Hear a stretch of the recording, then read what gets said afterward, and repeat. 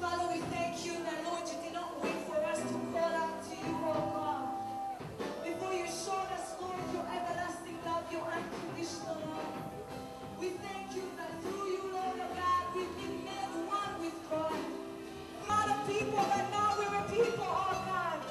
Once, Lord, we had no hope, but now we have hope, oh God. Father, we thank you because everything that we are, we owe it to you, Lord. We owe it to your unconditional love. We thank you, Lord. We bless your name. We worship you, Lord. Oh, yeah, Lord.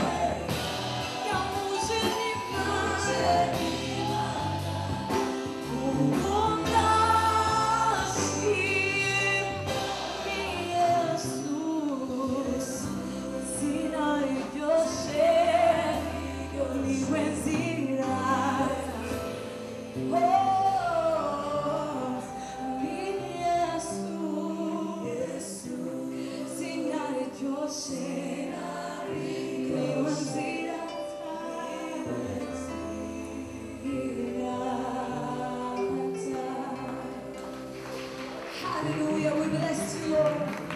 We worship you, Lord. Natunapaishime n'icyubahiro kubw'urukundo rwawe.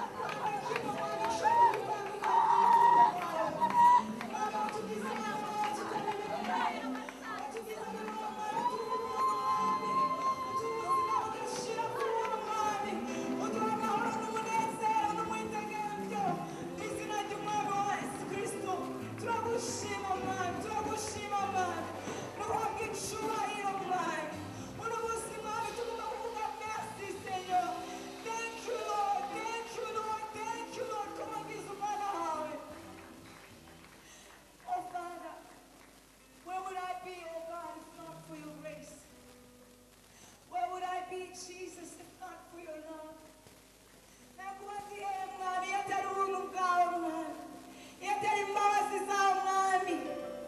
I know that I wouldn't be here tonight, but I say thank you, Lord.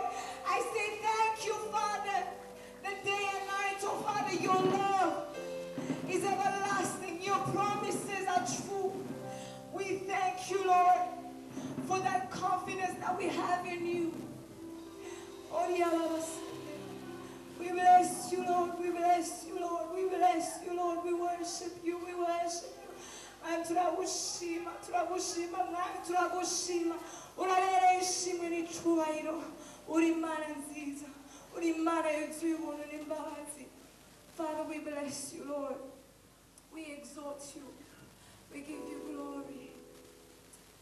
Hallelujah. Makanya gatoya. Fata kanya wiyumve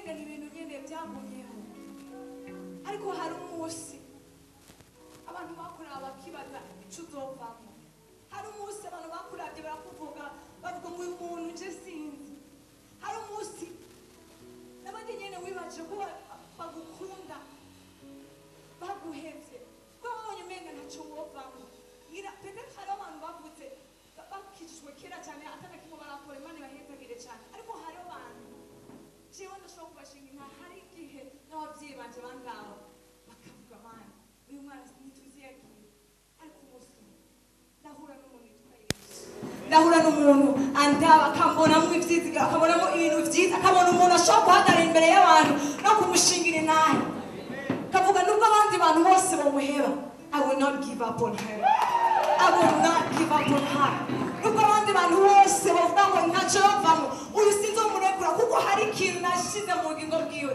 niyavutse par accident nari ngaha mu isi par accident nari muri uwo muryango par accident hari ikintu nashize muri we haleluya cyo gituma tugomba gutazira imana uno munsi mu karirimbo je nkunda cyane kandi nazi ko amajambo bashobora kwidantifiya n'ayo majambo wibutse umunsi hari ahantu Ange Michel ariko atubwira ko yanyoye inzoga cyane kandi sinshobora kubyemera ko umunsi umwe yigeze kuborerwa kaza yite sinshobora ntibigira sanse mugabo ibaza Ange Michel uno munsi aduhezagira akadukorana akatuzana hamwe gutya umunsi umwe yigeze kuba iporerwa ariko imana yacu ni imana nziza imana ishimwe haleluya Yesu ndaguhimbaza imirimo y'amanga ihora intangaza Yesu ndaguhimbaza ibyo wankoreye imirimo y'amanga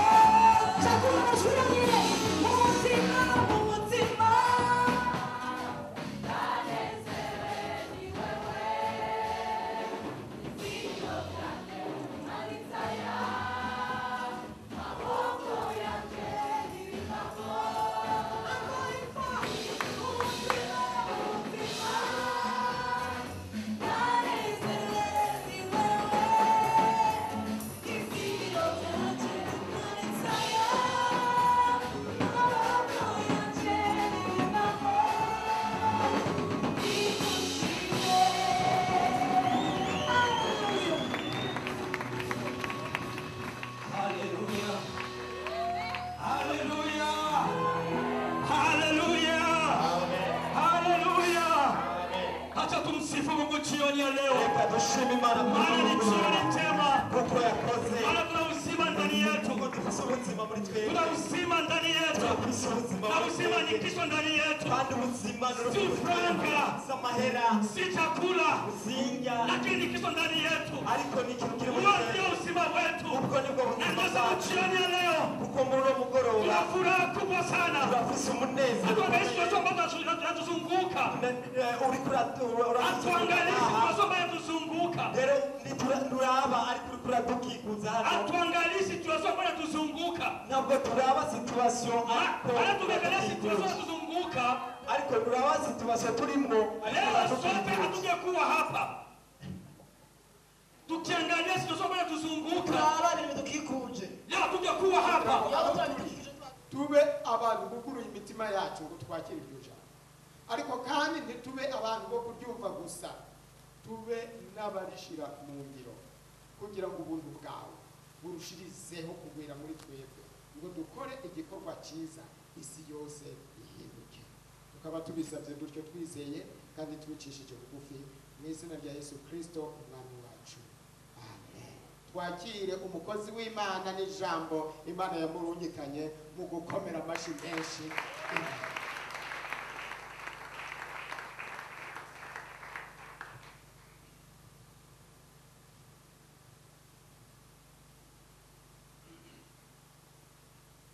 Haleluya. Imana ishimwe cyane. Amen. Muraho neza. Haleluya. Nagomba dusome muri Luka ikigabane cya 4. Luka ikigabane cya 4.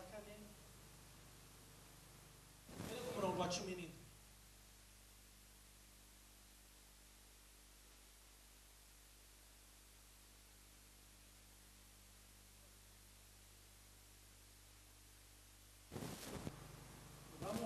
Igitabo cy'uwavugishwa n'Imana Yesaya arakivugurura abona hano mwe muhoraho ari kuri jewe nico cyatumye andobanuza amavuta kugira ngo mbwire aboro ubutumwa bwiza kumbure yaba ari uyu munsi ari kuvuga ngo mbwire abatuririwe ibintu mu isoko ubutumwa bwiza yantumye kumenyesha abarindwa ko barekuwe n'impumyi ko zihumuka no kubohora abanywangutse imitima no kumenyesha abantu umwaka wo kwemererwamwo n'uhoraho. Amen. Amen. Iyo ndiko ndasoma iri jambo ikintu gikunda kunkorako nuko Yesu igihe yari karavuga twebwe nk'ishengero cyangwa nk'abakijijwe umenga hari ukundi tuvyumva umenga asa n'uwavuze ngo mwe muhora ari kuri jewe nicyo cyatumye andobanuza amavuta kugira ngo mbwire aboro amastrategie yo gutunga yantumye kubwira abarindwa icyo bokora kugira ngo barekugwe n'impumyi antuma kugira ngo ndazigishe ama-etape zokurikiza kugira zihumuke no kugira ngo abanywangutse imitima nabereke inzira bacamo kugira ngo babohoke. Haleluya. Ariko siko yavuze icyo cyatumye andobanuza amavuta mumbwira ubutumwa bwiza abo yantumye kumenyesha abarindo ko barekuwe. Amen. N'impumyi ngo zihumuke no kubohora abanywangutse imitima mu yandi majambo niwe abikora. Haleluya. Amen. Uyu munsi nagomba kuvuga ku ruhara rwa mpwemu yera mu vyerekeranye n'isezerano turimo ryo kuba mu buntu butangaje. Haleluya. Amen. Sinzi aho nohera, sinzi uko bigenda mugabo ndazi yuko biraza kuza. Amen. Igihe ndiko ndasomera ijambo numva mpwemu asubira kunshana ahantu anyereka yuko igihe yari kuri Yesu icyo Yesu yaraje gukora Yesu ku musaraba yavuze ngo birarangiye. Amen. Yavuze ngo birarangiye. Imbere yuko nshika kure nagomba kubashikira ntaye ubuzima bwanjye ariko ndaca mu mayanga je nakijijwe n'umuntu yarusha nkuko bariko baravuga by'ukuri nari nararusha bijya jambo rivuga ngo abarusha n'abaremerewe by'ukuri nari ndusha nari ndemerewe je narabayeho nsenga shetani n'ibindi bitandukanye sinovyinjiramo cyane mugabo ngeze ahantu ndushe hari ahantu niga muri internet n'abana n'umuhungu yakunda kumbwira iby'umuriro yaradekiriva umuriro ukamenga yarahabaye cyangwa yagize stage, yarakubwira umuriro ukumva urahiye kuva ku mano gushika ku mushatsi. Hibuka yuko iminsi yose n'amasenga havuga ngo ma ndagusavye ubona ngira mpfe uzumfashe nzokizwe sinja mu muriro wa Leonidas, yitwa Leonidas. Haleluya. Imana ukabona mpfuye ngira mpfe ba ni umfashe nkizwe ntujya muri ruteye ubwoba. Hama sinigira cyane madetaye Ange Michel yaratwigije bene bakizwa, ariko ndibuka itariki 12 z'ukwa kane 1998 jeni bahamagaye imbere mu nihane kujya batura abandi, ariko nari mu kibanza numva by'ukuri Imana irankozeko. Aho ndi ndumva ko nkeneye Yesu, kandi ndatahura yuko icyaha gikomeye nakoze si uko nakoze ibi cyangwa ntakoze ibi, ariko ntahura yuko ingabire Imana yampaye ntayakire mu mutima wanjye. Uwo munsi ndavuga ni Yesu, ngwino mu mutima wanjye, ngwino uhindura ubuzima bwanjye. Bene data, iyi nzu turimo ni ntoyi uyigereranije n'ikintu numvise kivuye ku bitugu. Numva ndaruhutse, numva ngize umunezero, numva ngize amahoro. Hama nkikizwa cyantangura kuvuga ubutumwa. Mwibuke yuko kome nari mbonye yuko nkikizwa nari nzi ko nsigaje 2 semaines ngo mve, kuko navuga ni Imana yishuye isengesho yabonye ko ngira mve. Reka rero ntangure kuyikorera. Bene ndavuga ubutumwa, ndavuga ubutumwa. Ndibuka muri 2 semaines nari muguruje série de prière muhira, ndatangura ebana ngenda kuvuga ubutumwa mu bitaro. Abo ngiye ubutumwa nkaca ndabahitana nabo ngo dukorera Imana, tukagenda kuvuga ubutumwa. Ndibuka umuhungu umwe yitwa David, turiko turajyana kuvuga ubutumwa, arambwira ati Olivier, jewe sinzi ibyo mvuga, nturavuga ibije. Aratangura. Ndibuka yari yegereye umutama yari yifutse ishuka mu maso arenze, aramubwira ngo wa mutama, yaravuze akajwi gato muta, arazingurura ishuka, aramubwira ngo nibiki mwana, uko udashushe cyangwa udakanye wazokoze misa. Muri icyo gihe nanjye nari ku gitanda cyari hirya ndakanguka, mu nyuma dusohotse ndavuga ariko David nivyo wahereyeko? Acavuga ngo nivyo nari nasomye mu gatondo, kandi wavuze ngo mvuge ibinjemo. Ariko mu kugerageza kwacu nibiki twarabona abantu bakizwa. Haleluya. Amezi 2 arahera, amezi 3 arahera, amezi 5 arahera. Mu nyuma ndavuga nti none Imana nzopfa ryari? Imana iravuga iti oya, ngomba yuko wamamaza kugira neza kwanje. Haleluya. Nabandanya muri uyo murimo wo gukorera Imana mu buryo butandukanye, mu buryo ebana ndigisha ijambo ry'Imana mu buryo burengeye kumbure abo twanganye imyaka y'agakiza. Ndibuka yuko mu myaka 3 y'agakiza nari maze gusoma ibitabo by'ababa 400. Narasoma cyane, nariga cyane, ariko ndagera ahantu haheze imyaka yoba irenga 10 nkijijwe, ndumva yuko ngeze ahantu ndushe mu vy'Imana. Hari igihe turuha burya, ariko tukibaza tuti ni ibintu biza hama bihere. Ariko uburuhe bwanje nukumva yuko ndambiwe, numva biracyarimo, numva biguma biriho. Ariko murazi mw'ishengero uko tubayeho, twese turaba professionnel bo kwambara amaske, twese turazi kugaragaza ingene turi mu mpwemu kandi tutazirimo, twese turazi kuzigaragaza yuko turi dukomeye. Kuko abanyentege nke ntibabakira, abanyentege nke bafise ikibanza bajamo, naco ntitugikeneye. Dukeneye kuja mu bibanza by'abanyenkomezi. Iyo utari mu nkomezi wambara maske y'uri mu nkomezi. Ariko ndagerageza ndavuga nti Imana, ayo mamaske no kugerageza kwereka abantu ndarushe, ndagomba ko ubuzima bwanje buhinduka. Muri ico gihe Imana imbwira ngo Olivier, ngo ndagomba kunyegera, ufata umwanya wo kunyegera mu masengesho. Niki ndagerageza bene data gushikaho mara amezi 2 n'ukuri biraba. Ndagira akazi kenshi, hagerageza mu buryo bumwe, nafata umwanya ngo ngomba kuja gusenga, abashitsi bakaza bagataha bugira buce, programme mu buryo bumwe cyangwa ubundi biraba. Umunsi umwe negera ndi mu masengesho ndavuga ni Imana, ni nivyo wasavye vyananiye. Zanumva ngo Olivier ndaryohewe n'inyishu mpaye. Ndavuga ni Imana, ivyo wasavye birananiye, none uraryohewe. Zanumva Imana inyigishije ikintu ngo Olivier, nagomba kukwereka yuko n'ibyo umenga birasanzwe mu buzima n'ubuntu bwanje nije ndabigushoboza. Hama ndavuga nti Imana ni kwe bereda muri ico gihe Imana ishira mu ikanguro ntazi ryo gusenga, hamwe mvyuka 5h du matin, hamwe mvyuka saa 9, atankomezi atangwano. Ndavuga nti Imana ibi bintu bibaye gute, ibi bintu bikoretse gute? Ico gihe Imana irambwira iti Olivier, ndagomba kukwigisha hari ico Satani yakwivye. Ndavuga nti Imana ndaje unyigishe.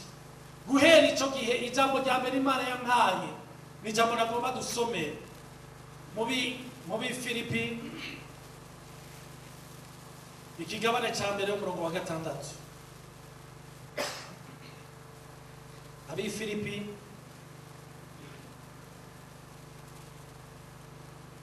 uyu munsi ko ari igikorane c'inyigisho ndagerageza kwigisha simvuga ubutumwa. Abi Filipi ikigabane ca mbere umurongo wa 6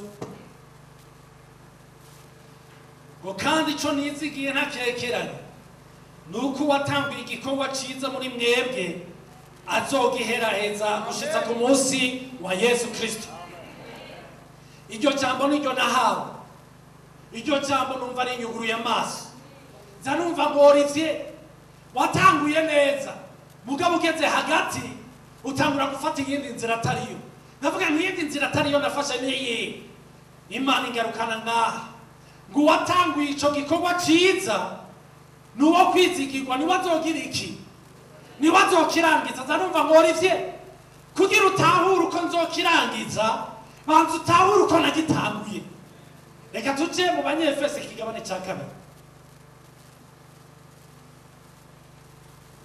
Abanyefeso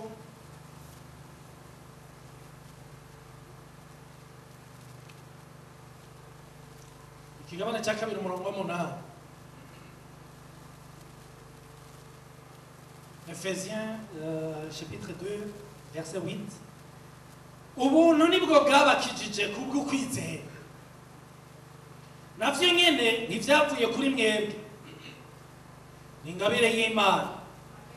Ntivyavuye ku bikorwa kugira ngo hoye kugira uwirarira. Reka nabisubira. Ubuntu nibwo bwabakijije kubwo kwizera. Ushobora kuvuga ngo sha ngo ivyo mvuze nivyo, ngo n'ubuntu bwankijije, ngo mugabo nashizemwo ukwizera. Kumbure Mpwemu Yera akoresheje Pawulo yarazi ko nawe uzokwiyumvira uko, aca yongeramo ijambo ngo navyo nyene nivyavuye kuri mwebwe. Haleluya. Kuko ubuntu deja sasuzanta ko bitavuye muri mwebwe, ariko aravuga ati hari abava birata ukwizera. Reka nabo ndabagarukane ndabatahure ko navyo nyene bitavuye kuri mwebwe. Umurongo w'icenda, ntivyavuye ku bikorwa kugira ngo hoye kugira uwirarira cyangwa uwirata. Dusubire kuri rya jambo, uwatanguye igikorwa yagitanguye gute? Yagitanguye ku buntu bidaciye mu bikorwa kugira ngo hoye uwirarire. Azogisozera gute? Azogisozera mu buntu bidaciye mu bikorwa ngo hoye kugira uwirarire. Amen. Zanumva rero Imana itangiye kunyerekeza Olivier, aho wahushije nihe? Bakubwiye ngo gukizwa n'ubuntu, ariko bakumvisha ko kukura ari bo muvyishikanamo. Garuka ku isoko, ureke ndagukuze, ureke ndaguhingure, ureke ndaguhindura. Haleluya, haleluya, amen. Uti amen. Ndibuka kuri iri jambo nyene, igihe nariko ndarimedita ko ndiko ndagiyumvira ko naciye numva sinzi ko birabashikira ibihe ugasanga hari ikintu uriko urasengera byageze kunshikira. Hama camura n'umuntu arambwira ngo Olivier, ifo yuko ukuze ukwizera kwawe kukava aha kugashika kugira ico kintu kibone. Ndavuga nti amen, atukareka nisomene ukwizera kuzoba kwakuze maze ico kintu ndakibona. Ndagenda ndiharukare y'insomene gusenga, ariko Imana igira neza ntaramara iyo somene.